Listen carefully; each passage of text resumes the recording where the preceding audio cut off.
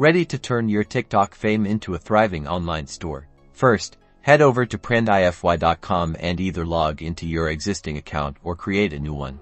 Once you're in your Printify dashboard, look for the Connect button. It's usually found on the left-hand side navigation menu or near the top of the page.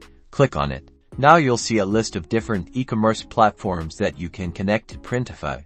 Scroll down until you find TikTok Shopping. Click on TikTok Shopping, then carefully read the instructions provided by Printify. These will guide you through the process of connecting your TikTok business account. Next, switch over to your TikTok business account.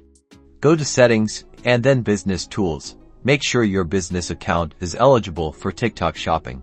Follow Printify's connection steps, which may include verifying your domain and agreeing to their terms.